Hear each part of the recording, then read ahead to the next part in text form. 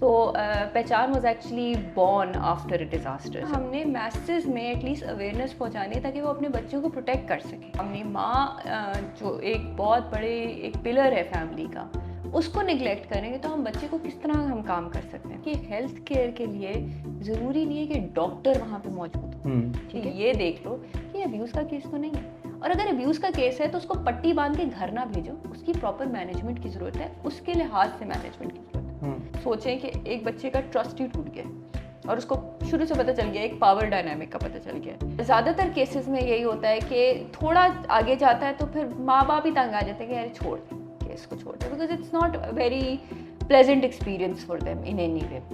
आप आज आपने छोटे छोटे बच्चे, जो भी बच्चे जिनके हाथों में टैब है, क्या उनके पेरेंटल कंट्रोल्स हैं? ये देख रहे हैं कि क्या उसको कितना सेक्सुअलाइज्ड कॉन्टेक्स्ट या को सेक्सुअलाइज्ड मटेरियल वो फ़ोन पे देख रहे हैं? अब जाके फाइनली लोगों ने रियलाइज़ किया कि बच्चा जो उनके साथ है वो वल्नरेबल है। So we can't take them out of that society. If they are still with their parent, then at least they are somewhat protected. Hi Mehak, how are you doing? जी अस्सलाम वालेकुम जी, good. Acha Mehak, my first question would be how did you get into child protection और child मतलब आपका काम जो है वो इस तरह से कैसे स्टार्ट हुआ? पहचान बेसिकली 2005 में फाउंड की थी डॉक्टर नईम ज़फ़र ने। So that is when I was still a kid I think, but I started volunteering then. अच्छा। But that was when like जो पहली दफ़ा मैंने काम किया था वो स्ट्रीट चिल्ड्रन के साथ काम शुरू किया था एज अ पीयर, और उनके साथ छोटी मोटी एक्टिविटीज़ करना। सो ये 2005 की बात है और तब से हम लोग छोटा मोटा मैं शुरू कर लिया था काम। But children is something that I think they always fascinated me because the way they learn things, the way वो चीज़ों को समझते हैं, तो वो चीज़ें मुझे बहुत इंटरेस्ट किया था। लेकिन जब स्ट्रीट चिल्ड्रन के साथ स्पेशली हम काम कर रहे थे तो वो बच्चे वो थे जो कि मार्शलाइज कम्युनिटीज़ में थे, घर से भागे हुए बच्चे थे, और उन वो जिस तरह सोचते थे वो बहुत इंटरेस्टिंग था। अब सड़क पे they were subjected to all sorts of violence, but yet they were very happy in the centre. And कुछ बच्चे थे जिनको पढ़ना नहीं आता था लेकिन वो इतनी अच्छी पोइट्री करते थे।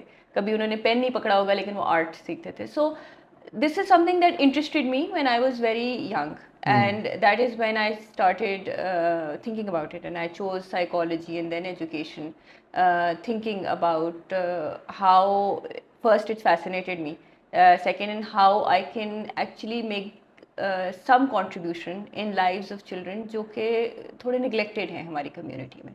So yes, that's how it started. अब पहचान जो है आपका आपकी एनजीओ जो है वो कैसे काम करती है और उसके कितने डिपार्टमेंट्स हैं? पहचान के हम लोगों के तकरीबन हमारे जो है 4 थीमेटिक एरियाज़ हैं जिनके ऊपर हम काम कर रहे हैं। हमें तकरीबन 18 साल हो गए हैं अच्छा। Since we started. हम लोगों का पहला जो एक नीश प्रोजेक्ट है वो है managing child abuse and neglect cases in hospitals. So पिछले 12-15 सालों से हम लोग हॉस्पिटल्स के अंदर 150 टू 200 केसेस एटलीस्ट मैनेज कर रहे हैं चाइल्ड अब्यूज़ एंड नेग्लेक्ट के। सो एक वो प्रोजेक्ट है और उसको अब हम रेप्लिकेट कर रहे हैं इस मॉडल को। दूसरा है डिज़ास्टर्स के अंदर हम किस तरह काम कर सकते हैं। सो पहचान was actually born after a disaster. जब हमारा अर्थक्वेक आया था 2005 2005 में, का। तो उसके बाद सारे जो फ्रेंड्स थे और उन सब लोगों ने मिल के काम करना शुरू किया और उस डिज़ास्टर से बहुत सीखा। सो उस डिज़ास्टर ने एक तरीके से मोल्ड कर लिया हमें कि पाकिस्तान में डिज़ास्टर्स की कमी नहीं है, हर साल ही कुछ ना कुछ हो रहा होता है, बट अभी तक हमारी डिज़ास्टर प्रिपेयर्डनेस नहीं हो रही। सो जो सेकंड फेज़ ऑफ डिज़ास्टर होता है, स्पेशली जो साइको सोशल सपोर्ट चाहिए होती है विक्टिम्स और उनके फैमिलीज़ को, उसके ऊपर हम काम कर रहे हैं। सो अभी भी जिस तरह रिसेंटली फ्लड्स आए थे तो हम DI खान और राजनपुर में psycho social support services provide कर रहे थे। ठीक है। So that's our second stream. Our third stream is working with destitute children who are very marginalized. So we realized कि certain times while all children need to be protected, ठीक है, लेकिन कुछ pockets होती हैं हमारी society को जिनको ज़्यादा they have special needs, they are marginalized and they are neglected, ठीक है, और जिसकी वजह से जो violence है वो ज़्यादातर वो ज़रा ज़्यादा vulnerable हो जाते हैं। सो उसके अंदर हमारे डिफरेंट प्रोजेक्ट्स हैं, जिसमें एक हमारा एम्पावर लर्निंग सेंटर है। We providing free education to out of school children उस सेंटर के अंदर। प्लस हम लोग यही स्ट्रीट चिल्ड्रन के साथ काफ़ी काम कर रहे थे, तो that comes under that theme. So working with destitute children. और जो चौथा हमारा बहुत मेजर कंपोनेंट है वो आन का है, awareness of abuse and neglect. So आज से 18 साल पहले चाइल्ड अब्यूज़ एंड निगलेक्ट के ऊपर कोई काम नहीं करता था, कोई बात नहीं करता था। In fact it was a taboo, it's still a taboo talking about violence against children. But अब कॉन्वर्सेशंस खुलना शुरू हुई हैं, बात ये करना शुरू टैबू हुई। कैसे है कि वायलेंस इस पे बात करना? भाई चाइल्ड सेक्सुअल अब्यूज़ के ऊपर तो हमेशा it has been a taboo. I remember going to trainings and hearing कि ये कैसी कैसी बदतमीज़ बातें कर रहे हैं, बगैरत किस्म की बातें कर रहे हैं। But because child sexual abuse की चाइल्ड फिजिकल अब्यूज़ और इमोशनल अब्यूज़ फिर भी थोड़ा बहुत एक्सेप्टेबल था बात करना। लेकिन चाइल्ड सेक्सुअल अब्यूज़, ख़ासतौर से चाइल्ड सेक्सुअल एक्सप्लॉयटेशन, और अब जिस तरह हम तो बहुत ज़्यादा नीश चीज़ों के ऊपर बात करते हैं, sexual exploitation of boys prostitution, इन चीज़ों के ऊपर थोड़ा सा लोग रिलक्टेंट हैं बात करने के लिए। सो उसको किस तरह हमने मैसेज में एटलीस्ट अवेयरनेस पहुंचानी है ताकि वो अपने बच्चों को प्रोटेक्ट कर सकें। सो आप उसका एक बहुत मेजर कंपोनेंट हमारा सोशल मीडिया अवेयरनेस है। We have we make videos and messages related to child abuse and neglect, कि हम किस तरह प्रोटेक्ट कर सकते हैं, पेरेंट्स, टीचर्स, प्रोफेशनल्स, हर एंगल से। नॉट जस्ट के बच्चा किस तरह सीखे, लेकिन जो प्रोफेशनल्स काम करें, they should know what their capacity is to detect and then manage abuse and neglect cases.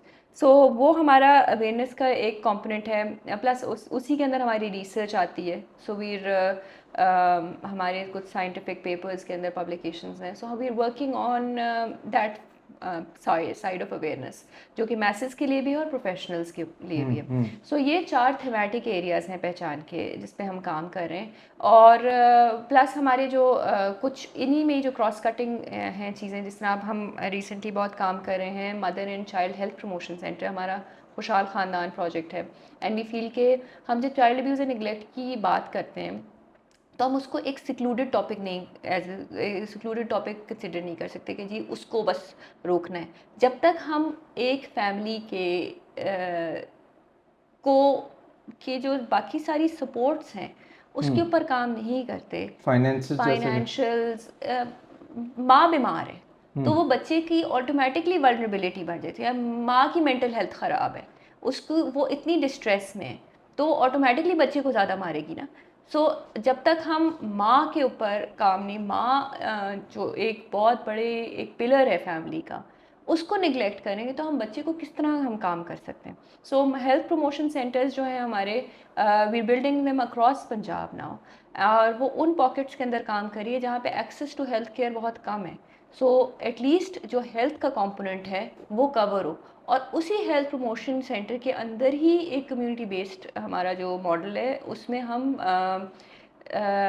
ये मतलब चाइल्ड प्रोटेक्शन के कंपोनेंट्स भी आहिस्ता आहिस्ता उन पेरेंट्स के अंदर इनकलकेट करेंगे। तो ये चाइल्ड प्रोटेक्शन सेंटर्स होते हैं आपके या ये वाला तो हेल्थ प्रमोशन सेंटर है। अच्छा, so health it is a promotion. Health centre, it looks like a health centre, it is a health centre where if a mother और a child, like a woman in the community needs health services, अच्छा, सो उसको वो बीमार है, वो गई है वहाँ पे, हमारी जो हेल्थ केयर वर्कर्स हैं वो उसको देखेंगे, उसको ट्रीट करेंगे, उसको वहाँ से दवाई मिलेगी और वो घर जाएगी। तो ये हॉस्पिटल्स के अंदर हैं या are they separate from the hospitals? These are not, they're community based. So अच्छा, ऐसी कम्युनिटीज़ जहाँ पे दूर दूर तक मेडिकल फैसिलिटी मौजूद तो नहीं उसी है, कम्युनिटी। उसकी अंदर, जिस तरह अभी हमारा रिसेंटली हमारा सगियाँ के अंदर हेल्थ प्रमोशन सेंटर हमने शुरू किया है, वहाँ पे अफगान रेफ्यूजी कम्युनिटी है, अच्छा, ठीक है। It's a community of thousands of house holds, ठीक है।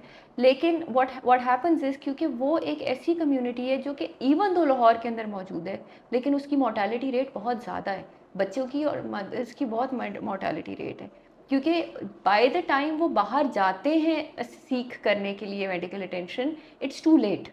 सो व्हाट हैपन्स इज़ के हम अभी एक फोकस ग्रुप डिस्कशन कर रहे थे, उसमें तो इवन उस बंदे ने कहा कि कभी कभार जब वो बच्चे को डिलीवर करने जाती है माँ, तो कभी बच्चा बचता है, कभी माँ बचती है। इस तरह के बहुत हॉरेबल किस्म के मोर्टालिटी रेट्स हमने देखे हैं इवन इन पॉकेट्स। सो बड़े अस्पतालों के साथ भी हम काम कर रहे हैं जहाँ पे हम चाइल्ड प्रोटेक्शन यूनिट्स इस्टेब्लिश कर रहे हैं, लेकिन हम जो community based solutions health care solutions के ऊपर भी काम कर रहे हैं, जो कि स्पेशली उन एरियाज़ में जहाँ पे एक्सेस टू हेल्थ केयर ज़रा कम है और बहुत दूर उनको जाना पड़ रहा है। सो एक नटशेल में हम ये काम कर रहे हैं। अच्छा, पेरिफेरीज में आप लोग किस तरह से काम कर रहे हैं? और पेरिफेरीज जो हैं पाकिस्तान में, वहाँ पे तो देखें कि जो ऑलमोस्ट वहाँ पे हेल्थ केयर जो है वो ऑलमोस्ट ज़ीरो है, या अगर BHUs हैं या बड़े हॉस्पिटल्स, तो लेट्स से बलूचिस्तान, तो वहाँ पे तो बड़े हॉस्पिटल्स इतना ज़्यादा नहीं है, तो वहाँ पे आप लोग काम कर रहे हैं? हम फ़िलहाल हमारा ज़्यादा फोकस जो है वो पंजाब के ऊपर है, अच्छा। लेकिन हमारे फुटप्रिंट्स ऑल ओवर पाकिस्तान हैं। पेरिफेरीज़ में देखिए, जब कोविड आया ना तो उसने हमें बहुत सिखाया चीज़ें। हमें ये सिखाया कि हेल्थ केयर के लिए ज़रूरी नहीं है कि डॉक्टर वहाँ पे मौजूद हो, ठीक है? सो और हमने देखा है कि कभी-कभार doctors are not willing to travel all the way to provide their services. However internet हर जगह मौजूद है, काफ़ी जगहों पर मौजूद है।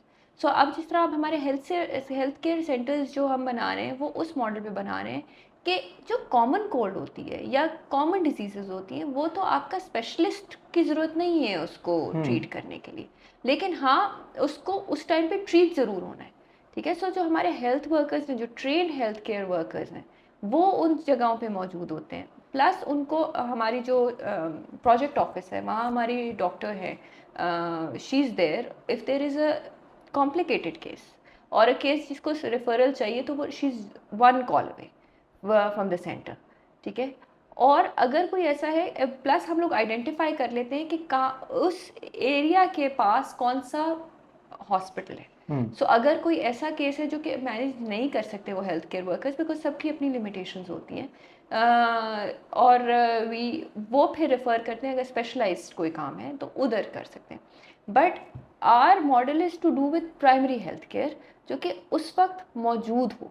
छोटी मोटे बच्चे को बुखार है तो उसको एक एटलीस्ट ये तो कोई देख ले कि भाई बुखार है तो दवाई देनी है। सो हमारी जब पॉकेट्स हम देखते हैं कुछ कम्युनिटीज़ की सोसाइटी में, पेरिफेरीज में देखते हैं, तो उनके पास तो ये बेसिक हेल्थ केयर फैसिलिटीज़ ही मौजूद नहीं होती ना, तो एटलीस्ट एक छोटा हमारा सेंटर वहाँ पे मौजूद है जो कम्युनिटी बेस्ड दे रहा है, which is then linked to the external specialist services which can either be a nearby hospital और the doctor that sitting in our office. Alright.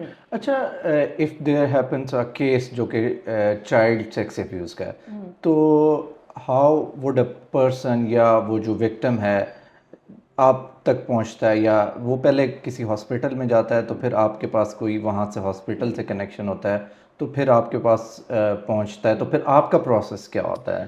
So child sexual abuse का हम लोग हम जिस तरह ऑपरेट करते हैं वो ये है कि एक तो हमारी 12 डिस्ट्रिक्ट्स पंजाब में we have we have child protection committees, ठीक है? उन कमेटीज़ के अंदर हमने जो पिछले 2-3 सालों में हॉस्पिटल्स को, स्कूल्स को और कम्युनिटीज़ को हमने ट्रेन किया है और हमने बेसिकली लिंक अप किया है ताकि एक रेफरल सिस्टम मौजूद हो कि जब किसी ने कोई केस डिटेक्ट करा है या कोई केस रिपोर्ट हुआ है वो उस कमेटी के पास आए, फिर वो कमेटी जो है वो नियर बाय जो हमारा ट्रेंड हॉस्पिटल स्टाफ है जो या वहाँ पे कमेटी बनी हुई है हॉस्पिटल कमेटी, उसको रेफ़र होता है, ठीक है? सो हमारा हर वो एक फनल डाउन होता है टू अ हॉस्पिटल जो कि उस डिस्ट्रिक्ट में जिस तरह ज़्यादातर DHQs के अंदर हमने सारे स्टाफ को ट्रेन किया हुआ है कि वो अर्ली डिटेक्शन और मैनेजमेंट के ऊपर काम करना शुरू कर दें। सो जब एक हॉस्पिटल में केस आता है, ठीक है, वो फिर हमारे चाइल्ड प्रोटेक्शन यूनिट या चाइल्ड प्रोटेक्शन कमेटी को रेफ़र होता है। उसके बाद फिर वो उसके बाद स्टेप्स होते हैं कि उस केस की असेसमेंट होती है, उस केस के अंदर देखा जाता है कि कौन कौन सी उसकी सपोर्ट सर्विसेज मौजूद, कौन कौन सी सपोर्ट सर्विस उसको चाहिए। फॉर एग्जांपल अब चाइल्ड सेक्सुअल अब्यूज़ का केस है तो उसको मेडिकल मैनेजमेंट चाहिए, सबसे पहले इसकी मेडिकल मैनेजमेंट होएगी। सो उधर ही उसी विसिनिटी के डॉक्टर्स जो हैं वो एक चाइल्ड प्रोटेक्शन अपना जो कमेटी कॉल एक मीटिंग कॉल करके देखेंगे कि उसको कौन कौन सी मेडिकल मैनेजमेंट क्या क्या चीज़ों की ज़रूरत है। सो मेडिकल मैनेजमेंट, अगर उसको गायनी की हेल्प चाहिए तो उधर भी जो डॉक्टर्स हैं वो उनकी मेडिकल मैनेजमेंट करेंगे। फिर जो साइकोलॉजिस्ट है, जो उधर ही उसी अस्पताल के अंदर यूनिट्स में हमारी अपनी साइकोलॉजिस्ट हैं, और जो हमारी कमिटीज़ हैं हॉस्पिटल, जो कमिटीज़ हैं जो 12 डिस्ट्रिक्ट्स में जिनकी बात कर रही हूँ, वहाँ हर हॉस्पिटल की अपनी साइकोलॉजिस्ट को ट्रेन किया हुआ है कि वो ट्रॉमा बेस्ड थोड़ी बहुत काउंसलिंग कर सकें। तो आप लोगों के साथ वो कोऑपरेट करते हैं जिनको ट्रेनिंग्स आपने दी हुई हैं, हाँ, जो वहाँ पे सो डॉक्टर्स जो हैं? ट्रेंड हमारे अपने लोग हैं वो तो बहुत कोऑपरेट हाँ। करते हैं, बिकॉज ऑटोमेटिकली अगर आप 3 दिन की ट्रेनिंग ले रहे हो, इतने सेंसिटाइज हो रहे हो, हम्म। ठीक है, और हमारे लिए तो ये इट्स समथिंग जो कि we been doing this for like 18 years now, ठीक है। We been training medical doctors and हमने करिकुलम्स के अंदर ऐड किया, नर्सिंग करिकुलम के अंदर ऐड करवाया है, ताकि ये चीज़ें उनको सेंसिटाइज हों जब वो उनको कोई केस आए। जो हमने जिन नर्सेस को या डॉक्टर्स को या हेल्थ केयर प्रोफेशनल्स को ट्रेन किया, दे आर वेरी कोऑपरेटिव। उनके हमने दिमाग में सिर्फ ये डाल दिया उस ट्रेनिंग के अंदर कि भाई आप जब डायग्नोसिस कर रहे हो, उस डिफरेंशियल डायग्नोसिस के अंदर ये देख लो कि अब्यूज़ का केस तो नहीं है, और अगर अब्यूज़ का केस है तो उसको पट्टी बांध के घर ना भेजो, उसकी प्रॉपर मैनेजमेंट की ज़रूरत है, उसके लिहाज से मैनेजमेंट की ज़रूरत है। सो वो जो हमारे हॉस्पिटल चाइल्ड प्रोटेक्शन कमेटीज़ हैं और जो ट्रेंड हमारा स्टाफ है, that is very very cooperative. वो उनके दिमाग उन्होंने उन्होंने तो कुछ लोगों ने अपना मिशन बनाया हुआ होता है कि they really want to treat these children and make sure कि उनकी मैनेजमेंट ठीक हो। सो बाकियों का तो मैं कुछ नहीं कह सकती, लेकिन द वंस एटलीस्ट जो हमने ट्रेन किए हैं, जिन्होंने एक सेंसिटाइजेशन का एक पूरा प्रोसेस गो थ्रू किया है, they are very cooperative. So that is I think even like on another note it's key. So if अगर आपका कोई भी प्रोफेशनल ट्रेन होता है किसी चीज़ में, specially child abuse and neglect case management में या रेफरल्स में, सो वो ऑटोमेटिकली सेंसिटाइज हो जाता है। फिर उसके बैक ऑफ द माइंड ये ज़रूर रहता है कि यार ये केस जो है ना, ये चाइल्ड अब्यूज़ का केस तो नहीं है, और अगर केस है तो मैंने इस तरह नहीं उसको करना ट्रीट जैसे मैं हर चीज़ को देता हूँ, उसको थोड़ा सा डिफरेंटली उसको मैनेज करना है। सो फिर वो एक सिस्टम ऑलरेडी उनको जो बता दिया जाता है वो कर लेते हैं। सो अगर हम अपने प्रोफेशनल्स, चाहे वो टीचर हो, चाहे वो डॉक्टर हो, या कोई भी ऐसा बंदा हो जो कि बच्चे के साथ डील कर रहा हो, उसको हम ट्रेन कर लें, और उसकी चाहे वो प्री सर्विस ट्रेनिंग हो या इन सर्विस ट्रेनिंग हो on child abuse and neglect, तो he or she can do wonders in early detection and management of cases. अच्छा, do you work with parents as well जिनके बच्चों के साथ ये चीज़ हुई होती है? और अगर आप उनके साथ फिर अगर करते भी हैं तो वो कैसे, किस तरह से उन लोगों को आप अवेयरनेस या उनके साथ किस तरह से उनकी जो काउंसलिंग है उसको करते हैं? देखिए, पेरेंट्स पेरेंट्स बहुत बड़ा रोल प्ले करते हैं। सो हमारी प्रिवेंशन सिर्फ और सिर्फ हमारी 3 लेवल की होती है। एक तो हम जनरलाइज पेरेंटिंग प्रोग्राम्स करते हैं for any kind of like any parent और पेरेंट टू बी। तो इवन यूनिवर्सिटी स्टूडेंट्स को हम सेमिनार्स, अवेयरनेस सेशंस देते हैं और ट्रेनिंग्स देते हैं, पेरेंटिंग ट्रेनिंग्स देते हैं, जिसमें उनको पता हो कि जब माँ बाप बनना है तो करना क्या है। नॉर्मली ये होता है कि हमारे माँ बाप बस बाय फ्लूक बन जाता है कि अच्छा बच्चे शादी हुई वो, but once the child is in their hand, they don't know what to do with the child. So वो ट्रायल एंड एरर और वो जो पुराने हमारे नॉर्म्स हैं कि अच्छा चलो बच्चे को मारोगे नहीं तब तक तुम डिसिप्लिन नहीं कर सकते, वो चीज़ें चलती रहती हैं। But research is suggesting otherwise. Research suggest कि पॉजिटिव डिसिप्लिनिंग क्या होती है, आप उसकी पॉजिटिव पेरेंटिंग क्या होती है। तो हम वो एक जनरलाइज्ड अवेयरनेस ज़रूर करते हैं हर पेरेंट को। सो वो प्राइमरी प्रिवेंशन ऐसी होती है कि हमारी सारे पेरेंट्स को on how to rear children so that you can positively parent them without harsh parenting and be vigilant कि एटलीस्ट कि आपको पता हो कि बच्चे को फॉर एग्जांपल बॉडी प्रोटेक्शन को किस तरह आपने बताना है बच्चे को। तो ये चीज़ें हम जनरलाइज पेरेंट्स के ऊपर काम करते हैं। फिर दूसरी चीज़ हमारी आती है कि वो पेरेंट्स जो कि रिस्क पे हैं ऑलरेडी, ठीक है। हमने देखा है कि हर कुछ pockets of the society are more at risk. उनके बच्चे ज़्यादा रिस्क होते हैं बिकॉज उनके प्रोटेक्टिव फैक्टर्स जो होते हैं वो कम होते हैं। फॉर एग्जांपल वो हम जिस अफगान रेफ्यूजीज़ की बात करते हैं, because they are secluded and marginalised, they need more work, specially because उनको उनके बच्चे वल्नरेबल ज़्यादा है। अगर वो बच्चा सड़क पे पूरा दिन घूम रहा है तो वो वल्नरेबल ज़्यादा है। सो उनके पेरेंट्स के लिए फिर और एक थोड़ा सा टेलर्ड होता है कि हम उनकी प्रिवेंशन, उनकी जो अवेयरनेस होती है वो उनके मुताबिक टेलर करते हैं कि भाई आपका बच्चा रिस्क पे ज़्यादा है, ठीक है। और तीसरा वो बच्चा जो कि ऑलरेडी अब्यूज़ हो जाए, जिससे आपने सवाल पूछा, तो उनके साथ तो काम करना बड़ा ज़रूरी है, क्योंकि अगर आप उनके साथ नहीं काम करते तो वो पेरेंट्स ही सेकेंडरी ट्रॉमा बच्चे को दे रहे होते हैं। कभी कभार हमने स्पेशली यंग केसेस, जो छोटे बच्चियां जो अब्यूज़ होती हैं या बच्चे अब्यूज़ होते हैं, सेक्सुअली अब्यूज़ होते हैं, उनको तो पता ही नहीं होता वो क्या हुआ है उनके साथ, because they can not comprehend sexual abuse. उनको तो लगता है बस एक चोट लगी है उनको। बट वो जो माँ बाप का रिएक्शन होता है ना, उसके बाद दे स्टार्ट लर्निंग कि यार ये कुछ बहुत ही बुरा काम हो गया मेरे साथ, या बहुत ही कुछ उनका जो रोना धोना और ये सारी चीज़ें होती है। सो उनको ट्रेन करना बहुत ज़रूरी है कि भाई यू मेक श्योर दैट आप इस चीज़ को समझ लें कि बच्चे का ब्लेम इसमें आपने कहीं नहीं करना। वो बड़ा भी होता जाएगा तो आप ये नहीं कह सकते कि तुम्हारी गलती थी कि ये हुआ, क्योंकि माँ बाप कभी कभार ये कर लेते हैं और वही सबसे पहले करते हैं विक्टिम ब्लेमिंग। सो माँ बाप की उस लेवल पे काउंसलिंग बहुत ज़रूरी है कि जब trauma, once the trauma has happened, then they need to understand that it is not the child fault at all, and they need to understand कि उस बच्चे को वो इस तरह नहीं लेके जा सकते जिस तरह वो नॉर्मल बच्चे को लेके, क्योंकि वो बच्चा ट्रॉमेटाइज्ड है, उसकी ट्रॉमा के ऊपर काम करना उनके लिए बहुत ज़रूरी है। तो वो पेरेंट्स की अलग से 1-to-1 सेशंस होते हैं। अच्छा, ट्रॉमेटाइज जो चाइल्ड होता है तो उस वो एक डिफरेंट तरह से, लेकिन उसकी उसकी लाइफ पे, ओवरऑल लाइफ पे क्या इम्पैक्ट रहता है? देखिए, देर is a lot of research on adverse childhood experiences. आपकी हज़ारों रिसर्चेज हैं कि चाइल्डहुड ट्रॉमा या चाइल्डहुड जो एडवर्स एक्सपीरियंसेस होते हैं, जिसमें सारे टाइप्स ऑफ, मतलब इसके 10 इंडिकेटर्स हैं, लेकिन अगर हम सिर्फ अब्यूज़ एंड निगलेक्ट को देखते हैं, so it has like not only उसके साइकोलॉजिकल इफ़ेक्ट्स होते हैं बच्चे के ऊपर, उसकी सेल्फ इस्टीम जो है वो अफेक्ट होती है, उसकी जो डिप्रेशन, एंजाइटी और बाकी एक्सटर्नलाइजिंग इंटरनलाइजिंग एक्सपीरियंसेस होते हैं वो होते हैं, उसके इंटर रिलेशन, जो उसके आपस में रिलेशनशिप्स होते हैं वो होते हैं। क्योंकि देखें, आप सोचें कि एक बच्चे का ट्रस्ट ही टूट गया और उसको शुरू से पता चल गया, एक पावर डायनामिक का पता चल गया, तो उसकी दिमागों में ये चीज़ चलती रहेगी at the back of his mind. So he might have trust issues when he like वो बचपन से उसके ट्रस्ट इश्यूज हो रहे हैं, जिसका मतलब है वो रिलेशनशिप्स उसने फॉर्मुलेट ही नहीं कर पा रहा।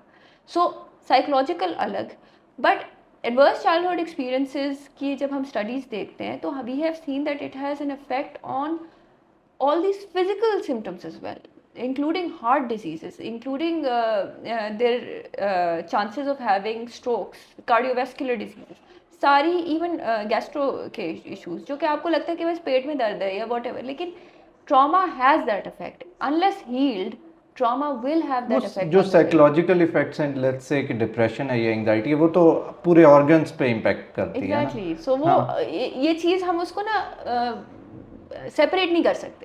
सो साइकोलॉजिकल और फिजिकल होएगा, सोशल इफेक्ट होएगा, सब चीज़ों के ऊपर इफेक्ट होएगा उसका, unless and until it's healed. And obviously healing खुद से नहीं होती, उसमें किसी ना किसी की सपोर्ट की ज़रूरत होती है, आपकी पूरी कम्युनिटी की सपोर्ट की ज़रूरत होती है। नहीं, अगर देखें, अगर उनके थेरेपीज का जो वो कॉन्सेप्ट है, तो डज दैट एक्चुअली वर्क, या आपने वो देखा है? हाँ, डेफिनेटली दैट वर्क्स। और चिल्ड्रन जो हैं उनके साथ थेरेपी करना तो मुश्किल होता होगा। देखिए, That would be होते challenging. हैं, हाँ, बट तरीके होते हैं, मतलब there is a lot of work on art therapy. Do we have enough experts के उसके लिए? We don't have enough experts, unfortunately. Especially जब हम trauma based, trauma informed counseling वगैरह की बात करते हैं, we don't have a lot of experts. But we are working towards it. Pakistan में वैसे भी अब इसके ऊपर काफ़ी काम होना शुरू हो गया। अब हम आपके काफ़ी साइकोलॉजी डिपार्टमेंट्स हैं जो इसके ऊपर काम करना शुरू कर दिए, लेकिन this is somewhat new field in Pakistan. So let's see how it goes, but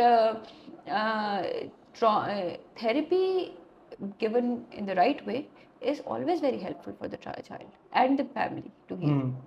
अच्छा, लीगल प्रोसेस क्या होता है इस चीज़ का कि if a child abuse case happens और उसके बाद जो परपिट्रेटर है वो, उसके अगेंस्ट आप लीगल प्रोसेस कैसे स्टार्ट कर सकते हैं? अगर if a person that does that crime, तो वो उसके फैमिली, अगर वो he she is from a family member, तो उसको कैसे लेके जाया जा सकता है? वो तो प्रोटेक्ट करते हैं, अगर पेरेंट्स भी नहीं, प्रोटेक्ट करेंगे। अनफॉर्चुनेटली हमारा जो लीगल सिस्टम है ना उसमें बहुत लूप होल्स हैं जो कि बहुत हिंडर करते हैं प्रोसेस को जस्टिस के। हम्म हमारे पास इतने केसेस आते हैं, हर साल कितने केसेस आते हैं, उनमें से इक्का दुक्का कहते हैं चलो एफआईआर कटवा लेते हैं। ठीक है, एक तो पहली चीज़, no one wants to go to courts, no one wants to go to the police, because हमारे जो सिस्टम है सिस्टम, वो हाँ। इतना सपोर्टिव नहीं है। ठीक है, वो और बल्कि इनफैक्ट और बच्चे को या फैमिली को ट्रॉमा दे देता केस है। को ड्रैग किया जाता है हाँ, तो उसकी केस वजह से करे। वो सो डीमोटिवेट करता हमने है। जितना देखा है अब, even though we do provide legal support services to people who might need it, ठीक है, लेकिन हमारे पास बहुत कम केसेस आए, बहुत कम केसेस हैं जो इवन एफआईआर दर्ज कराते हैं। अब FIR is the first thing, it's the first investigative report, लेकिन एफआईआर दर्ज कराने से पहले जो पुलिस वाला है वो 10 सवाल करता है, 3 दफ़ा फेरे डलवाता है माँ बाप के, विक्टिम ब्लेमिंग भी होती विक्टिम है। ब्लेमिंग होती है और कहते हैं मुकमुका कर लो, क्या ज़रूरत है। ठीक है, सो एक तो मुकमुका की वजह से ना आधी चीज़ें तो वैसे ही अंडर कवर हो जाती हैं कि वो पहले तो केस जाता ही नहीं है, फिर अगर कोई केस चला जाता है तो वो उसमें ही मुकमुका हो जाता है। फिर एफआईआर दर्ज कराने का जो प्रोसेस है वो इतना कॉम्प्लिकेटेड हो गया है कि वो पुलिस वाला 3 दफ़ा उसको तो कहता है कि चले जाओ तुम, बाद में आना, बाद में आना। और वो जिस कैफियत में माँ या बाप है जो एफआईआर करवा रहा है वो ऑलरेडी उसकी एक मेंटल स्टेट डिफरेंट है। फिर हम जो ये करते हैं कि हम अपना जो सोशल मोबिलाइज़र है नॉर्मली उसको साथ उस पेरेंट के भेजते हैं, और कभी कभार जिस तरह जब वो एफआईआर नहीं करा रहा होता पुलिस का जो थाने वाला होता है, वो फिर उनको हम एटलीस्ट इंकरेज करते हैं कि एफआईआर तो करवाएं ना। एफआईआर के बाद फिर हमारी जो प्रोबोनो लॉयर्स हैं वो उसको फिर फॉलो अप करते हैं उस केस को। However unfortunately we have hardly seen any case जो इसमें मुकमुका नहीं होता। अच्छा। हाँ, लेकिन ज़्यादातर केसेस में यही होता है कि थोड़ा आगे जाता है तो फिर माँ बाप ही तंग आ जाते हैं कि यार छोड़ दें, केस को छोड़ दें, because it's not very pleasant experience for them in any वे। वो बच्चा जो कि अपने घर में सेफ ही नहीं है, जिस तरह आप बात करें, वो कि कोई बच्चा जो फैमिली कि मेंबर हो फैमिली सकता है। मेंबर है, सो उसमें हम ये करते हैं, हम चाइल्ड प्रोटेक्शन वेलफेयर ब्यूरो को इन्वॉल्व करते हैं, क्योंकि वहाँ पे the state needs to take an action against a family, against they need to give that support, और एटलीस्ट उसको बच्चे को रूफ मिल जाए, एक सपोर्ट मिल जाए, वो उस टॉक्सिक उस इन्वायरमेंट से दूर करते हैं। काफ़ी दफ़ा तो हमने बहुत साइकोलॉजिकल, अगर पहला स्टेप हमारा ये होता है कि हम उनको बात करते हैं कि आप उनसे सेपरेट हो जाएं, एटलीस्ट एक घर में ना रहें, अगर चचा मामा वट एवर एक घर में है तो उस घर से तो जाए ना आप। तो अगर वो घर से नहीं जा सकते, या हमारे पास कुछ केसेस इंसेस्ट के आए हैं जिसमें बाप और भाई ही इन्वॉल्व हैं सेक्सुअल अब्यूज़ के अंदर, और वो बच्ची प्रेग्नेंट हो गई है, सो उन केसेस के अंदर फिर हमने चाइल्ड अब्यूज़, इस तरह के कॉम्प्लिकेटेड केसेस के अंदर हमने बच्चे को उठाया है और फिर हमने चाइल्ड प्रोटेक्शन वेलफेयर ब्यूरो को इन्वॉल्व किया है, और उन्होंने फिर एक्शंस लिए हैं फॉर अगेंस्ट कि अगर हम किस तरह उस बच्चे को सपोर्ट करना है, because that's a state agency that can work and they can give support in that matter. और बहुत सारे तो पाकिस्तान में ये भी होता है कि पेरेंट्स चुप करा देते हैं कि भाई ये अगर लेट्स से चाचा है या मामा है तो वो कहता है बस चुप। 90% केसेस में, क्योंकि हमारे ज़्यादातर जो केसेस होते हैं, एक बहुत बड़ा मिथ है कि स्ट्रेंजर इज़ डेंजर, बट हमारे 90 से ज़्यादा % केसेस जो होते हैं वो होते हैं जो कि बच्चे से बहुत ज़्यादा क्लोजली रिलेटेड होते हैं, जिनका ट्रस्ट ऑलरेडी होता है। वी हैव टू अंडरस्टैंड कि अब्यूज़ इस तरह नहीं होता कि एक दिन हुआ, बंदे ने कहा अच्छा चलो मैंने इस बच्चे का रेप करना है तो चलो अब्यूज़ कर लेते हैं, but it's a process of grooming. उसको आराम आराम से उसका ट्रस्ट बिल्ड करते हैं, फिर उसको there are lots of things, वो उसकी मतलब उसको गिफ्ट्स देते हैं, उसको सीक्रेट्स कहते हैं कि अच्छा ये मेरा और तुम्हारा सीक्रेट है, what ever, it's a lot of trust building.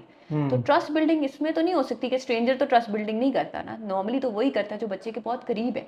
सो उन केसेस में आपकी जब ट्रस्ट बना हुआ होता है, फिर एट वन पॉइंट आपका इतना सीवियर सेक्सुअल अब्यूज़ होता है कि फिर वो हॉस्पिटल आता है, वरना एक बहुत बड़ा आइसबर्ग के नीचे वाला हिस्सा है जो कि कभी आइडेंटिफाई होता ही नहीं है, बिकॉज वो कभी किसी को पता ही नहीं चलता जब तक छोटा मोटा सेक्सुअल अब्यूज़ तो उनको लगता है कि इट्स टचिंग लाइट है, it's normal, and you probably be surprise that a lot of families, कितनी ज़्यादा फैमिलीज में हश हश हो जाती है। और आप आस पास आप 4 लोगों के साथ बात करेंगे, आपको किसी ना किसी के एक्सपीरियंसेस होंगे कि हर्ष अप हो जाती है।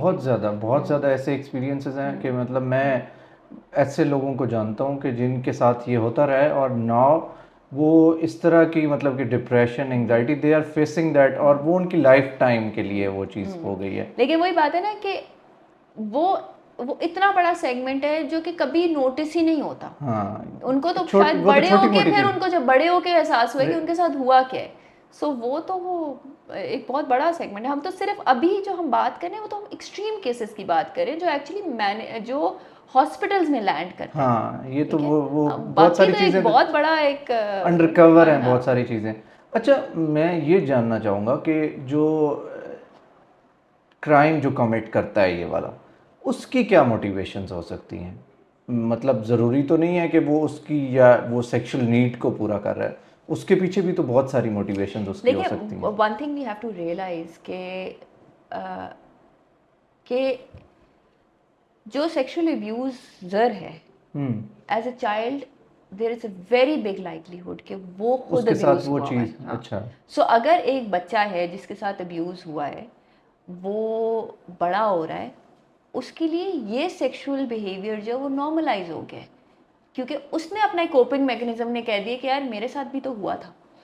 ठीक है, सो अगर आप कोई भी परपेट्रेटर उठाते हैं तो आप उसकी हिस्ट्री देखते हैं तो बहुत ज़्यादा लाइकलीहुड है कि उसके साथ अब्यूज़ हुआ है जो कि कभी रिकग्नाइज नहीं हुआ, या उसको भी हश हश करा दिया, या उसको भी उस चीज़ को ना नोटिस किया गया ना टैकल किया गया। सो अगर वही बात है कि अगर आपका एक अब्यूज़र है, एक बच्चा है जो जो इतनी साइकोलॉजिकल डिस्ट्रेस से गुजर रहा है, अब वो बड़ा हो गया, अब उसके पास पावर आ गई है। पहले वो पावरलेस था, अब वो पावर आ ये गई। यहाँ पे पावर का भी है एक। पावर की ही तो डायनामिक है। Abuse is all about violence, generally is all hmm, about power. Hmm, कि पहले वो एक हेल्पलेस बच्चा था जब वो अपने लिए कुछ नहीं कर सकता था, सही। लेकिन now he is a he is in powerful power, man. हाँ। ठीक है, अब आप जावेद इकबाल का केस देखें 1998 के अंदर, जो हाँ, वो जिसने 100 बच्चों 100 को बच। किया था। He raped them and then put them in the acid, ये जो उसका वो होता है, उसने एसिड में डाल दिया था और वो सारा उसकी, लेकिन उसने सारी कलेक्टिबल्स किए थे, चीज़ें उसके जो उनकी चीज़ें कलेक्ट की थी कि जो जो उनसे केसेस थे, और उसने एंड पे गया है, वो खुद उसने अपने आप को किया है कि खुद पेश मैं किया है, पेश हाँ। किया है, और उसने कहा था कि ये तो मैंने 100 की, मैं 1000 भी कर सकता था। It was that easy. When you hmm, talk about run away children and Pakistan, आपने डायनामिक सोचे, बच्चे तो बड़े फ्रीली अवेलेबल है। हाँ, ऐसे ही है। ठीक है, आपकी फ्रीली अवेलेबिलिटी भी है, ऊपर से आपका ऐसा बच्चे, ऐसे लोग भी हैं जिनके वुंड्स कभी हील नहीं हुए, बल्कि इनफैक्ट अब वो पावरफुल हो गए हैं और उनके अंदर वो एक वायलेंस का streak. Also we living in a culture of violence. हम बचपन से पंजाबी फिल्में देखी हैं जिसमें जो हीरो होता है वो हमेशा वायलेंस देखता है और वो ही बड़ा होता है। या अगर हम हमारे पूरा दिन जो है वो न्यूज़ चैनल चले हुए होते हैं जिसमें बच्चा जो 3 साल का भी बच्चा है वो भी देख रहा है कि बॉम्ब ब्लास्ट हुआ है और इतने लोगों की डेड बॉडीज पड़ी हुई हैं वॉट एवर। सो ये, कहीं पे मॉब हाँ, लिंचिंग हो रही है, कहीं पे क्या हो रहा एग्जैक्टली है। exactly. और वो घर के अंदर जब हो रहा है तो उसमें there was this study that saying that 90% of all women have faced domestic violence at least once. That's a huge link with child abuse and neglect, क्योंकि वो पावर वो घर में देख रहा है वो भी वायलेंस है, बाहर देख रहा है वो वायलेंस है, टीवी पे देख रहा है वो वायलेंस है, वो सब चीज़ें रीइंफोर्स हो रही हैं जो कि ऑलरेडी एग्जिस्टिंग एक दिमाग में कोई अगर उसकी चीज़ चल रही है वो, प्लस उसकी हमारी जो एक हश हश कल्चर है जो सेक्सुअलाइज्ड बिहेवियर को एक एक जो लोग हैं वो अपनी सेक्सुअल नीड्स जो हैं वो बाहर जाके करते हैं अपनी पूरी, लेकिन उनको चैनल नहीं मिल रहा होता सही। सो व्हाट लाइक घर में हमारा ऐसा रिलीजियस कल्चर है कि हम बात भी नहीं कर सकते, लेकिन बाहर हम जो देख रहे हैं वो एक कम्प्लीटली डिफरेंट सेक्सुअलाइज्ड कॉन्टेक्स्ट देख रहे हैं। हमारी जो Pakistan has one of the highest rates of के जो आपकी व्यूइंग होती है पोर्नोग्राफी की। Hmm. So there is a lot of like बहुत फैक्टर्स हैं जो प्ले कर रहे हैं पार्ट इस बिहेवियर को कि वो आगे जाके बच्चे को अब्यूज़ कर रहा है। अच्छा, ये चीज़ जो है मोरालिटी, सोशल नॉर्म्स, जो हमारी कल्चरल नॉर्म्स हैं, और रिलीजन जिस तरह से इस चीज़ को रोकता है, तो have they been compromise somewhere जो कि उस चीज़ को रोक नहीं सकती, बट द पावर और उस जो परपिट्रेटर है उसमें वो चीज़ इतनी पावरफुल हो जाती हैं कि वो उन चीज़ बाकी जो मैंने फैक्टर्स बताए हैं वो डाउन हो जाते हैं। देखिए, हम इन अ वेरी आइडियलिस्टिक सिचुएशन, ऐसा होता है कि जी हमारे रिलीजियस जो रिलीजन है वो बहुत इंपॉर्टेंट पार्ट प्ले कर रहा है, हमारी वैल्यूज़ बहुत स्ट्रांग है, but we are living in Pakistan. We have to understand कि we are living in a society जहाँ पे morality and these things, it's a hypocrite society somewhat, कि वो जो चीज़ें मना कर रहे हैं वो खुद काम कर रहे हैं, राइट? सो बहुत आसान है ये कहना कि इनको दीनी तालीम मिलती तो ये सेट रहते, फॉर एग्ज़ाम्पल।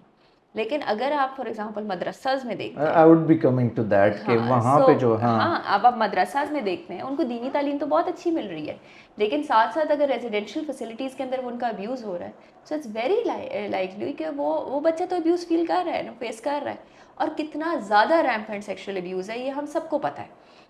और इन madrasas madrasas and even madrasas is one place, but कोई भी रेजिडेंशियल फैसिलिटी होएगी जहाँ पे बच्चा होगा, उसके बोर्डिंग स्कूल्स कोई हो सकते। बोर्डिंग स्कूल है तो उसकी लाइकलीहुड बहुत ज़्यादा है अब्यूज़ होना वहाँ पे, क्योंकि ही इज़ नॉट प्रोटेक्टेड। हमारे सिस्टम्स इतने स्ट्रॉन्ग है ही नहीं कि उसको प्रोटेक्ट कर रहे हैं, ठीक है? सो आइडियलिस्टिकली हम बड़े आराम से कहते थे कि जी दीनी तालीम देंगे तो सब कुछ ठीक हो जाएगा, लेकिन दीनी तालीम is not enough. Our system, the way we have been raised in this country, every child उसके हाथ में फ़ोन है, वो क्या कुछ नहीं देख रहा। आप आज आपने छोटे छोटे बच्चे, जो भी बच्चे जिनके हाथों में टैब है, क्या उनके पेरेंटल कंट्रोल्स हैं?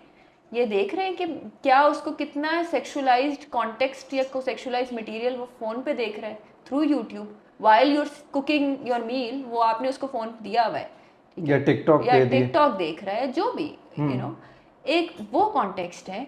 प्लस आपकी जो दीनी लोग हैं वो कोई ख़ास रोल मॉडल्स नहीं हैं, सो दे आर नॉट समवन जिनके बारे में आप देखते हो और आप कहते हो कि यार ये जो है ना ये सही इंसान है और इनको हमें फॉलो करना पड़ता है। एज ए चाइल्ड मैं आपकी बात कर रही हूँ, बड़े होकर आपको कुछ ना कुछ समझ आती थी, ये स्कॉलर्स हैं, ये वट, लेकिन आपकी जो आप जनरेशन या आज से 20 साल पहले भी जो जनरेशन कर रही है, they don't have role models in religion to look forward to. So idealistically हाँ, अगर हमारी दीनी तालीम बहुत अच्छी हो, आपकी घर की वैल्यूज़ बहुत अच्छी हो, तो आप बच्चे को प्रिवेंट कर सकते हो अब्यूज़ एंड निगलेक्ट के अंदर से। लेकिन vigilant parenting is very important. आप ये नहीं सोच सकते कि ये चीज़ें सीख लेगा तो हम सुकून से बैठ सकते हैं वटेवर, लेकिन बहुत ज़्यादा फैक्टर्स हैं जो कि प्ले करते हैं, and just pinpointing on religion and morality, it's not enough. We need to create systems for its change. Not going to solve the problem. No. अच्छा, साउथ एशिया में मेरे ख्याल से जो हमारा साउथ एशियन कल्चर या overall dynamics हैं वो सिमिलर हैं, क्योंकि हम एक ही पार्ट थे पहले उसका। तो मतलब सारी जगहों पे यही सेम केसेस हैं और इसी तरह से सारा कुछ हो रहा है, या we are a bit different from others like देखिए, India, Bangladesh? So when you talk about abuse and neglect, it happens everywhere in the world. So we can not say कि सिर्फ डेवलपिंग कंट्रीज में होता है, इट हैपेंस एवरीवेयर। ये अलग बात, उसके डायनामिक्स चेंज होते हैं, ठीक है? और साउथ एशिया में आप देखेंगे डायनामिक्स बहुत सिमिलर हैं एक दूसरे से। थोड़ा बहुत रिलीजन का प्ले बहुत बहुत वो करते हैं, क्योंकि इंडिया के अंदर उनके जो कॉन्टेक्स्ट है वो थोड़ा रिलीजन का डिफरेंट है, पाकिस्तान में रिलीजन है। लेकिन पाकिस्तान, इंडिया, बांग्लादेश, ये सारी जो कंट्रीज़ हैं, इनका जो मेन क्रक्स है ना, जो जिस तरह के डायनामिक्स हैं वो बहुत सिमिलर हैं। और सिस्टम्स जो हैं वो बन रहे हैं, हर इन सारे मुल्कों में systems for abuse and neglect prevention अभी डेवलप हो रहे हैं। वेर एज फॉर एग्जांपल अगर आप थोड़ा सा फार ईस्ट में जाएं तो फिलीपींस फॉर एग्जांपल या इंडोनेशिया में बहुत सिस्टम्स डेवलप होना शुरू हो गए हैं। इनफैक्ट जो हमारा हॉस्पिटल चाइल्ड प्रोटेक्शन यूनिट था, हमने सीखा ही फिलीपींस के मॉडल से। So they are doing much better than us. But India, Bangladesh, Sri Lanka भी थोड़ा बेहतर है हमसे। हम लोग एक ही उसमें आते हैं। However Pakistan is one of the worst countries when it comes to rights of children. So we have to understand कि इन सारे मुल्कों में भी वी प्रॉब्ली द लोएस्ट, ठीक है। शायद अफगानिस्तान के साथ हम बेहतर है, लेकिन इस वाले से we slightly we not doing that great. Hmm. अच्छा, बॉयज़ की अगर बात की जाए तो हम वो क्या वजह है कि पाकिस्तान में जो सेक्सुअल अब्यूज़ है उसमें बॉयज़ के ज़्यादा है इन कंपैरिजन टू गर्ल्स? सो अगर हम साहिल की रिपोर्ट्स भी देखते हैं, हाँ। उसमें भी नज़र आता है हमें कि sexual abuse of boys is a lot more. या। हमारी कुछ कल्चरल नॉर्म्स ऐसे हैं जिनके ऊपर बात नहीं की जाती। फॉर एग्जांपल नॉर्थ में बच्चाबाजी है, ठीक है, जिसमें आप देखते हो कि एक छोटा सा बच्चा है जो कि कंपनी कर रहा है एक एडल्ट को, और वो हर तरह की नीड्स उसकी प्रोवाइड कर रहा है, ठीक है। सो कुछ इस तरह की चीज़ें प्लस अगर आपने तंदूर भेजना है ना, तो आप बेटी को नहीं भेजते, आप बेटे को भेजते हो जाके तंदूर से रोटी ले आओ, विदाउट रियलाइजिंग कि we are actually making that child more vulnerable. Hmm. और हमारी सोसाइटी अनफॉर्चुनेटली ऐसी नहीं है कि आप बच्चे को तंदूर से रोटी भी भेज दो, के लिए भी आप उसको भेज दो। एक तो एक एक हमारे अंदर ना एक सोच है कि शायद गर्ल्स आर मोर प्रोन, लेकिन बॉयज़ विल बी सेफ, चाहे वो बेचारा 5 साल का ही बच्चा। एक तो ये हमारी अंडरलाइंग जो थॉट है ना कि नहीं लड़के सेफ हैं, दैट इज़ समथिंग जिसकी वजह से बच्चे जो हैं वो ज़्यादा लड़के वल्नरेबल हैं। और आप इसी वजह से देखोगे कि आप आसपास अगर बच्चों को देखते हो तो there are a lot of boys that are on the streets, so they're automatically very vulnerable to abuse and neglect. And अगर अभी हमने रिसेंटली एक्पैट इंटरनेशनल के साथ we published legal analysis on sexual exploitation of boys, and we see that sexual exploitation जो boys की हो रही है वो मतलब लाहौर जैसे शहर में जो लोग काम कर रहे हैं उनको पता है कि इतनी ज़्यादा हो रही है, ठीक है। और वो बहुत सिस्टमेटिक है।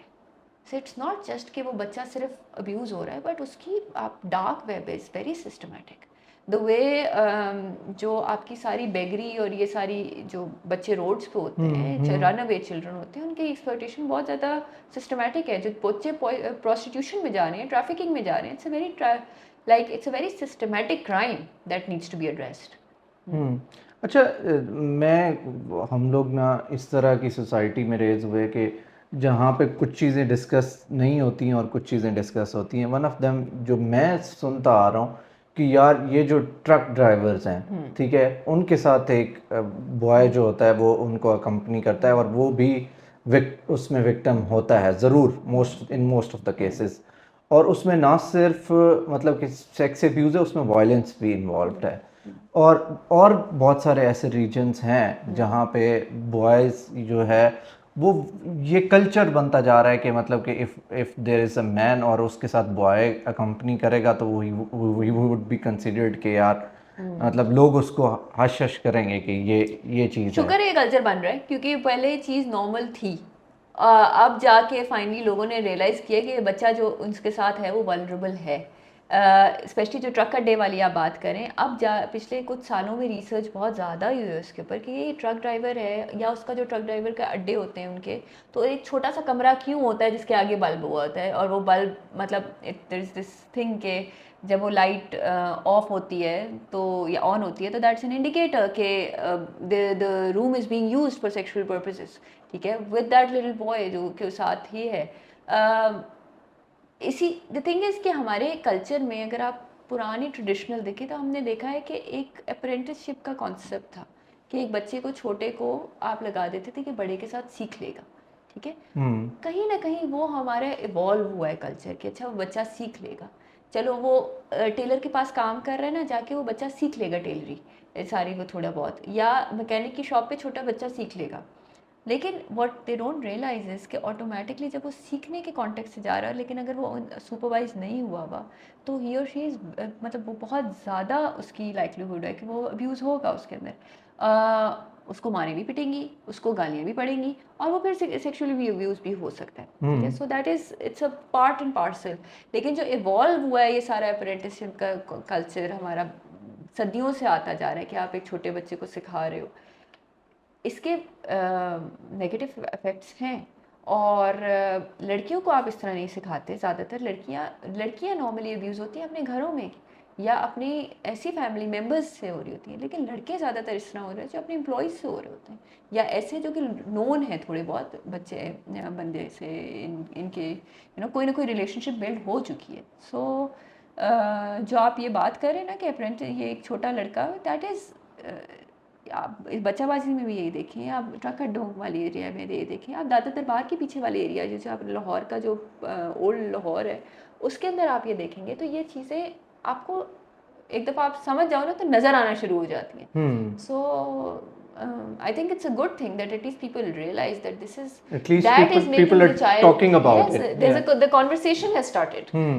अच्छा, जो रेड लाइट्स जोन्स हैं वहाँ के जो बच्चे हैं, ठीक है, रेड लाइट्स का एरिया जैसे लाहौर में है, तो उन बच्चों की वो तो सबसे ज़्यादा वो भी वल्नरेबल होते हैं और वो तो अबेंडन भी कर दिए जाते हैं।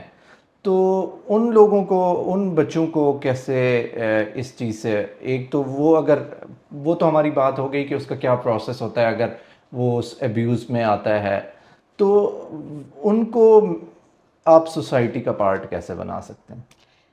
पहचान के डोमेन में ये नहीं है कि हमने उनको उस दर से पार्ट निकालना बनाना है, है, ठीक है, हाँ ठीक अभी है। अभी हमारे डोमेन में नहीं है, लेकिन हम लोग उन स्कूल्स के साथ ज़रूर काम कर रहे हैं जहाँ पे जो रेड लाइट डिस्ट्रिक्ट के बच्चे, जो सेक्स वर्कर्स के बच्चे हैं जहाँ पे आते हैं, ठीक है, हम उनको, फिर भी हमें लगता है कि बच्चा सबसे ज़्यादा महफूज जो है वो अपनी माँ और बाप के साथ है। Okay, so we can't take them out of that society. If they're still with their child, their parent, then at least they're somewhat protected. हाँ, यहाँ पे जो सेक्स वर्कर्स के बच्चे, उसमें बहुत सवालिया निशान आते हैं, but what we are doing, we've done in the past is that we've provided them with psychological support, because obviously जो psychological processes हैं उनकी, या उनको हमने साइकोलॉजिकल फर्स्ट एड की ट्रेनिंग्स दी हैं उन बच्चों को, उनको साइकोलॉजिकल सपोर्ट प्रोवाइड किया, और उन स्कूल्स के साथ लिएजॉन कर दिया कि अगर किसी को स्पेशलाइज सर्विसेज की ज़रूरत है, our psychologist are always there. So this is something that we have done as Pehchaan. But when it comes to pockets such as जो सेक्स वर्कर्स के बच्चे होते हैं, so it is, the dynamic is very complicated, we can't just take them out of the place, unless and until they want to, that's a different situation. लेकिन अगर हम ये कहें कि उनको बस वहाँ से हटा दो क्योंकि वो गलत है, हम कहाँ डाल रहे हैं? अब क्या हमारे पास सिस्टम्स मौजूद हैं उन बच्चों की उस तरह टेक केयर करने की जिस तरह की उनकी ज़रूरत है? अगर फॉर एग्ज़ाम्पल, अगर वो जो सेक्स वर्कर्स के बच्चे हैं, they are already expose to a lot of things, so वो 3 बच्चों के साथ बैठेंगे, कल को आप ये कहेंगे कि वो 3 बच्चे ख़राब कर रहे हैं, ठीक है, क्योंकि आपके पास सिस्टम्स नहीं है। सो अभी तक हम उसके ऊपर काम नहीं कर सक रहे। Yes, we need to work on it, it's something that needs to be done, but currently अभी हमारे पास सिस्टम्स नहीं है उनको टैकल करने के लिए। अच्छा, there comes this question of financing, ठीक है। अब पाकिस्तान में तो ये इस चीज़ को वो कहा जाता है कि ये फाइनेंस कहाँ से हो रही है, ठीक है, तो हाउ पहचान इज़ बीइंग फंडेड? ओके, सो पहचान हैज़ टू स्ट्रीम्स हमारी हैं। एक हमारी है पहचान हैज़ मेनली वर्कड एंड हमारी ज़कात और donations through friends and families, that has been always the major focus.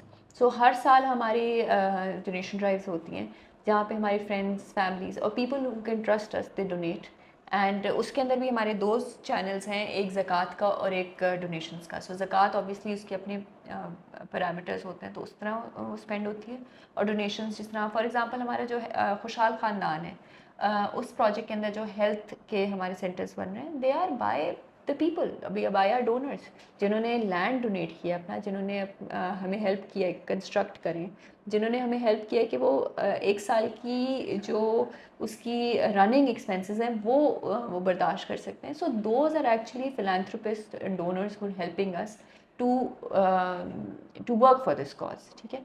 दूसरी जो हमारी स्ट्रीम है वो है working with the donor agencies, for example UNICEF. पिछले 2-3, ऑल्दो हमारा ज़्यादातर काम जो है वो ज़कात एंड डोनेशंस के ऊपर है, लेकिन 3-4 उनकी साल, तरफ से ग्रांट्स भी आती हाँ, हैं। सो वी पिछले दिनों से हम लोग यूनिसेफ के साथ काम कर रहे हैं, which is basically, but it's a project. So जो प्रोजेक्ट के अपने ऑब्जेक्टिव्स हैं उसके, अगर हम जो उसके ऑब्जेक्टिव्स के ऊपर काम करके, उनकी एक्टिविटीज़ करके that is another revenue stream. So not just UNICEF but other हमारी जो donor agencies है हम grants के लिए apply करते हैं. So that is one thing. But despite the grants, but I think like पहचान mainly जो अभी तक हमने survive किया है is through the help of our friends and family and donors जिन्होंने trust किया है पहचान को. Are you being supported by the state या कोई state की तरफ से आप लोगों को? By the government? By the government or state? We are a non-profit NGO. Government के साथ हमारी collaborations हैं. खासतौर से जब हम चाइल्ड अब्यूज एंड नेग्लेक्ट के ऊपर काम कर रहे होते हैं तो हमारी collaborations होती हैं कि इनको किस तरह सपोर्ट किया जा सकता है लोगों को, लेकिन उनके तरफ से डायरेक्ट हमें कोई फंडिंग नहीं है. So if that's the question, yeah. But obviously काम करने के लिए you have to work with the state. All right. अच्छा महक, we have excluded the rapid fire session. So कुछ questions उसमें add up कर देते हैं और मेरा ये question है कि जो आपके पास data है जो sexual abuse से relevant data है वो how do you protect that data और वो कितना sacred है? वो बहुत sacred है क्योंकि जो कोई भी काम जब हम बच्चों के साथ काम कर रहे होते हैं स्पेशली हम इन जब abuse not just sexual abuse but किसी भी अब्यूज़ फॉर्म में वायलेंस का जो केस होता है दैट इज़ हाईली कॉन्फिडेंशियल. ठीक है. सो हम लोगों का इंटरनल सिस्टम में हम नेमिंग वगैरह यूज़ कर लेते हैं, लेकिन जहाँ पे भी कहीं इसकी रिपोर्टिंग होती है कुछ तो हम लोग सूडो नेम्स यूज़ करते हैं. अच्छा. सो कभी कभार हमारे लिए इंपॉर्टेंट होता है कि केस की डायनामिक्स लोगों तक पहुंचाएं, लेकिन उसमें हम मेक श्योर करते हैं कि बच्चे की जो नाम है, फादर्स नेम है और लोकेशन है, वो सब कुछ हम चेंज करके पब्लिक सूडोनेम्स के साथ सूडोनेम्स के साथ करते हैं. लेकिन इवन जब हम डेटा ट्रांसफ़र कर रहे होते हैं तो हम बहुत स्टेप्स लेते हैं टू मेक श्योर कि जो कॉन्फिडेंशियलिटी है वो मेंटेन रहे. ठीक है. स्पेशली जो victims of child abuse and neglect है. देखिए the thing is we are working on child abuse and neglect for the past so many years. हम अगर एक केस भी पब्लिक आई में आता है जब हम उसके ऊपर काम कर रहे होते हैं तो और उसकी मीडिया फॉलोइंग हो जाती है क्योंकि इतनी सेंसिटिव है और हमारी मीडिया जो है वो इतनी अभी तक सेंसिटाइज नहीं है या वो इतनी उसके अपने प्रोसीजर्स नहीं है स्ट्रॉन्ग, तो वो कभी कभार केस और ख़राब कर देते हैं. ठीक है. सो एक डायमेंशन आपके डायनेमिक है कि कभी कभार जस्टिस नहीं मिलता जब तक मीडिया में उछाला नहीं जाता केस. लेकिन दूसरा बात कि अगर वो बच्चा जिंदा है तो उसकी ज़िंदगी उस एक पोस्टर बन जाती है and that way that child और the family is actually traumatized a lot later on. So हमारे लिए confidentiality of data is very important. जहाँ जहाँ आपने देखा होगा कि हमने स्टोरीज पब्लिश की हैं अबाउट केसेस, हम लोग सूडो नेम्स यूज़ करते हैं. केसेस रियल होते हैं लेकिन हमारे जो कुछ डिटेल्स होती हैं उनको हम चेंज ज़रूर करते हैं because confidentiality matters a lot in our work. तो अगर लेट्स से अगर आपके पास मतलब कि you would have data in softwares या कहीं पे आपने सेव किया हुआ है तो वहाँ से कैसे प्रोटेक्ट करते हैं अगर हैक हो जाए वो आपका सिस्टम जो है? सो इसमें हम लोगों की कुछ लेयर्स ऑफ सेफ्टी होती हैं, जिस तरह मेकिंग श्योर कि हमारे जो आईटी वाले लोग हैं वो देख रहे होते हैं कि किस तरह लेयर्स हम लगा रहे हैं, making sure the data is safe. The data can not be given to any one. ठीक है. इवन जो हमारे पास स्टूडेंट्स आते हैं जो कहते हैं हमने रिसर्च करनी है फलां करना है का, हम जो खासतौर से सेक्सुअल अब्यूज़ या केस जो चाइल्ड अब्यूज़ एंड नेग्लेक्ट का डेटा है हम वो शेयर नहीं करते. सो ये हमारी बहुत स्ट्रॉन्ग पॉलिसी और है अगर कि लीगली वो डाटा चाहिए हो, अगर पुलिस को चाहिए हो या स्टेट के डिपार्टमेंट्स को चाहिए तो फिर अगर डेटा चाहिए हो then they need to write a proper written like application भेजें. It has to come from a channel where we feel कि the data is going to be safe with them. ठीक है. और उन्हें डेटा का करना क्या है, वी नीड टू नो कि what the data is going to be used for. अब जो हम लोगों ने पब्लिश किए हुए हैं अपने articles on child abuse and neglect जो हमारे डेटा से ही हैं. सो अगर किसी को बहुत ज़्यादा सिर्फ डायनामिक्स पढ़नी है और समझनी है तो हम लोगों के पब्लिश आर्टिकल्स पे चले जाएं. उसमें हमारा डेटा और डेटा से ही एनालिसिस होकर चीज़ हुई है. लेकिन डेटा पूरा as a hard like soft file we not very comfortable sharing it with. Alright. अच्छा महक, जो ऑनलाइन सेक्सुअल हरासमेंट है या ऑनलाइन हरासमेंट है in cases of young girls and boys, तो वो वैसे कैसे हो रही है? देखिए दौर डिफरेंट हो गया और 20 साल पहले वही जो आपका एक डेस्कटॉप होता था पुराना सा, कभी कभार लाउंज में रखा हुआ, पूरा घर देख रहा होता था। अब आपका वही चीज़ जो है वो आपके बच्चे के हाथ में, ठीक है। ठीक है। और ऑटोमेटिकली जो चैनल्स जो हैं जिस पे वो शेयरिंग हो रही है वो एक से ज़्यादा मल्टीपल हो चुके हैं, ठीक है। अब वही बच्चा जो कि लाइक जो ऑनलाइन स्पेस है वो एक्चुअली एक फिजिकल स्पेस की ही एक्सटेंशन एक बच्चे के लिए हो गई, बन चुकी है बन वो। गई है। जब वो ठीक है। ऑनलाइन बुलिंग हो रही है ना, तो ऑटोमेटिकली उसकी फिजिकल स्पेस के साथ वो लिंक्ड है और वो उसकी इफेक्ट्स लिंक्ड है। So we have to understand कि जिस तरह टेक्नोलॉजी इवॉल्व कर रही है उसी तरह ही तरीके एक्सप्लॉयटेशन और अब्यूज़ के इवॉल्व कर रहे हैं, ठीक है। फॉर एग्जांपल ऑनलाइन गेमिंग का कॉन्सेप्ट नहीं था पहले मौजूद, हाँ, नहीं ठीक था। है। लेकिन अब ऑनलाइन चैट रूम्स में या गेमिंग के अंदर आपके क्या फ्रेंड्स बन रहे हैं बच्चे के, किस तरह की कन्वर्सेशन। कॉन्वर्सेशंस हो रही हैं, वो किस तरह मॉनिटर हो रही हैं, ठीक है। ये चीज़ें चेंज हो रही हैं। अब एआई के साथ तो things will even get different. So we have to understand कि जैसे जैसे टेक्नोलॉजी इवॉल्व कर रही है इसी तरह तरीके अब्यूज़ और निगलेक्ट के या एक्सप्लॉयटेशन के इन ऑनलाइन स्पेसेस जो हैं वो भी इवॉल्व कर रहे हैं। So we need to keep up with that and we need to keep understand कि it's just not dark web is a phenomena, it has that's the reality. That's the reality. अब आंखें बंद करके तो बहुत आसान है ज़िंदगी हाँ, गुजारना। हाँ। इसी तरह जब आप ऑनलाइन सेफ्टी की बात कर रहे होते हैं तो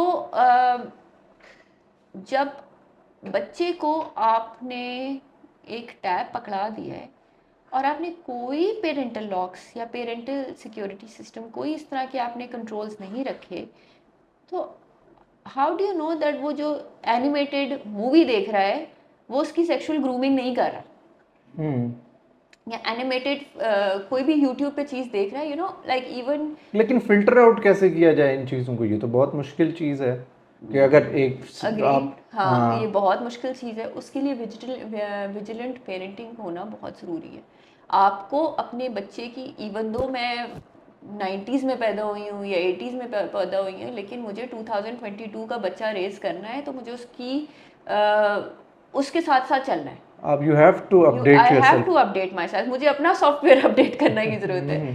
सो अगर फॉर एग्जांपल अगर मैं अपने बच्चे को यूट्यूब दे रही हूँ तो there is YouTube kids available.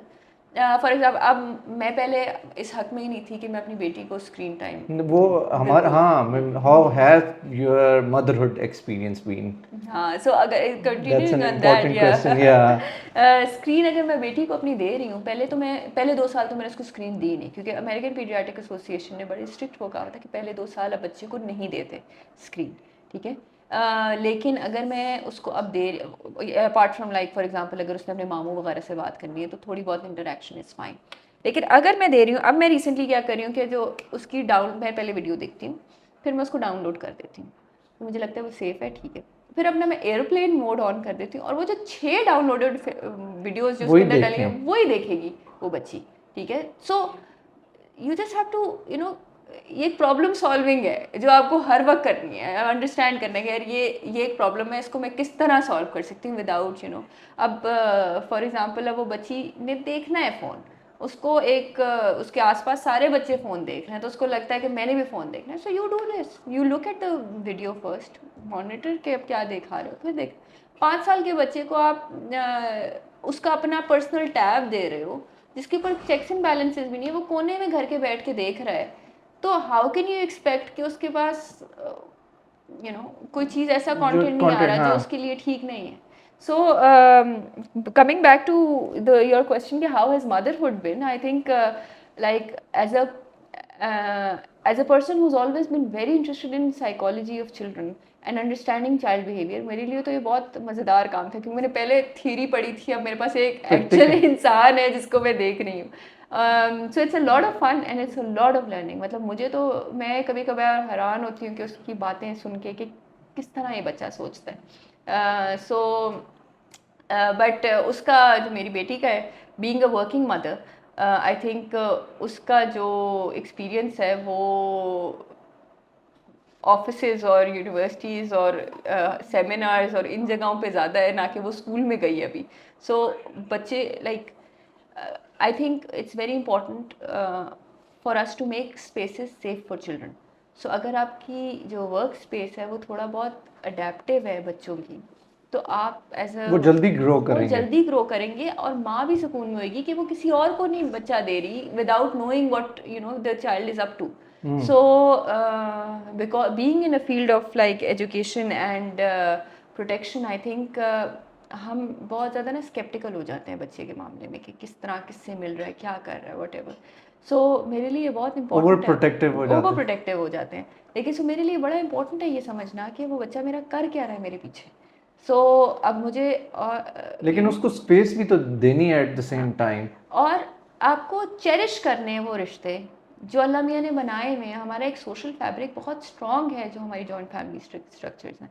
हमारे जो दादी नानी है और you know grandparents teach a lot to children. जो चीज़ें मैं अपनी बच्चे को टाइम नहीं दे पा रही वो उसकी यू नो ग्रैंड पेरेंट्स करें. सो उस फैब्रिक को स्ट्रॉन्ग करना है without you know letting it completely go कि भाई सिर्फ बच्चा उन्हीं के हाथों में पल रहा है. So there is a balance.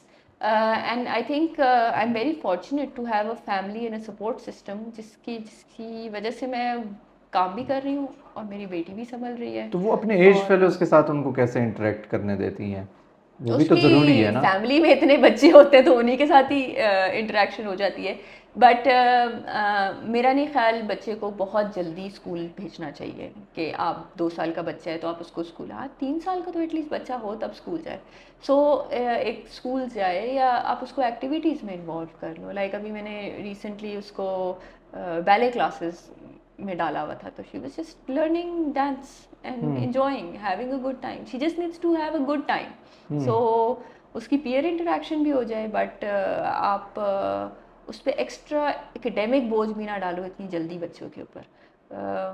ठीक है थोड़ा बहुत obviously survival of the fittest है तो आप उसको ज़रूरी है कि बच्चे को आप एकेडमिकली भी उसको करो. लेकिन there is an edge for everything.